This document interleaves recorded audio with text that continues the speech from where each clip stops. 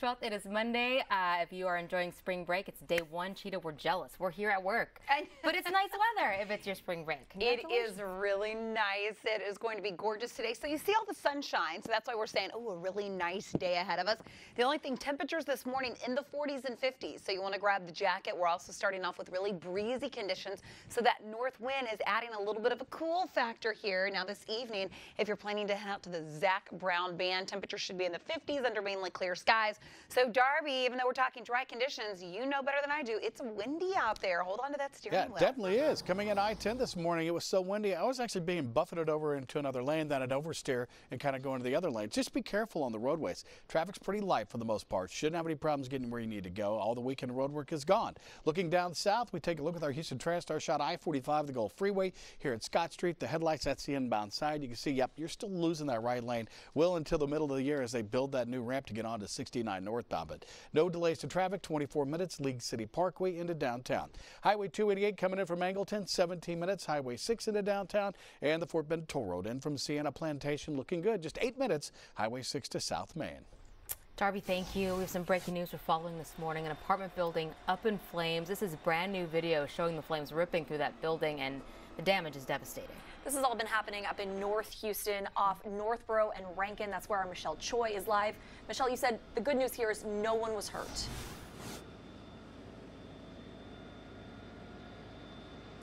Yeah, that's right, guys. We heard that one guy had to be checked out because he cut his hand, I believe, while trying to break open a window, trying to get out in time away from this fire, but he is going to be okay. As far as everyone else, firefighters telling us no one else was injured, which is great news. Now you can see behind me that majority of this fire has been put out. It only happened in one unit. This is building 10. The front and back sections of it was completely on fire, as you saw earlier in that video. Firefighters telling us 16 units in total have burned down.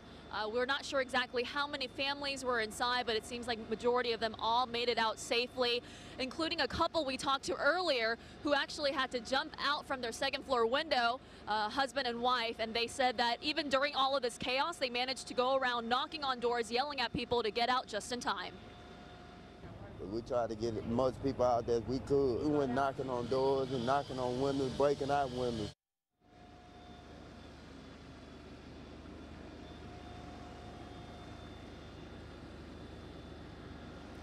And guys, this was no small fire. I mean, it happened just after 3 this morning, but about 50 firefighters are on scene right now. In fact, we're going to show you, they have 2 ladders up here, and earlier they had to shoot water from the top to get this fire out. As far as what might have caused it, well, that is something they're still looking into. Arson is on scene investigating right now, and we'll bring you the latest as soon as we find out. Guys, back to you. All right, Michelle, thank you for that. Another big fire overnight, huge flame shooting from this building as it began to collapse just before midnight. This happened right on the North Freeway feeder just south of Cross Timbers. The building is an old motel that's been partially converted to office space. So far, no word on what sparked the fire. No one was hurt. President Trump doesn't exactly shy away from dramatic statements, but a suggestion he made during a Pennsylvania rally is generating more buzz than normal. It inspired this morning's live poll question. First, here's what we're talking about. During his speech, the president said the U.S. Justice Department is too soft on drug offenders, and he got an idea from the leaders of China and Singapore: the death penalty for drug dealers. He followed the comment with a disclaimer that he wasn't sure the U.S. as a nation would accept such a harsh punishment.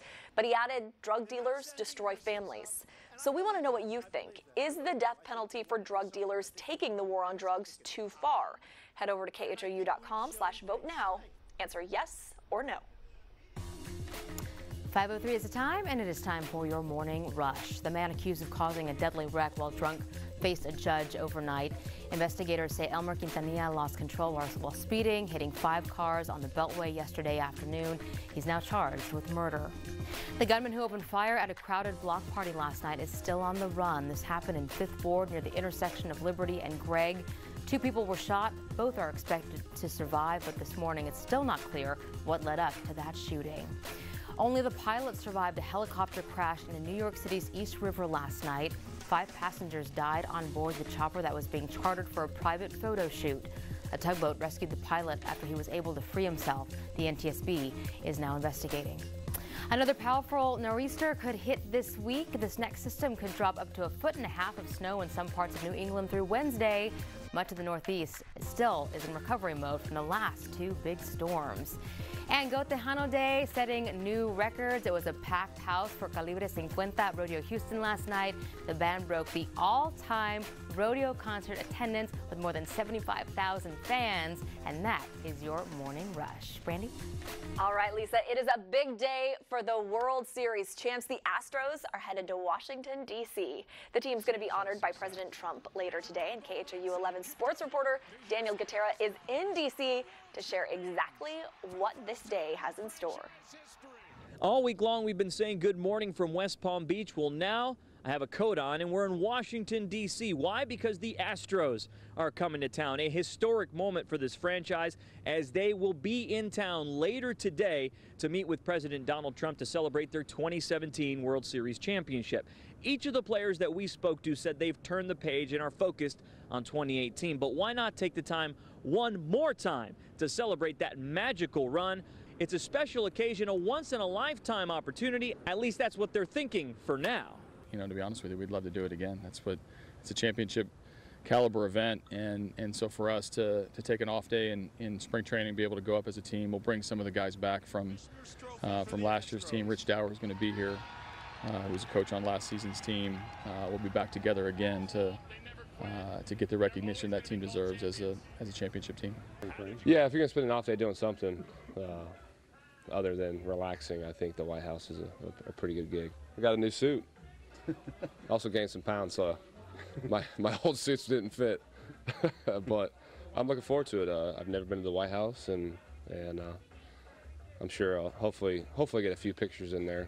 The ceremony will take place in the East Room inside the White House at 11 a.m. Houston time. We will be there and bring you all the exciting festivities later on KHOU 11 News all throughout the day.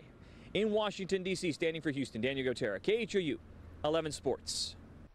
And a reminder that you can find all of Daniel's updates on air, of course, but also online on our Facebook page and Twitter as well, and Instagram. I'm so jealous he's reporting in front of the White House.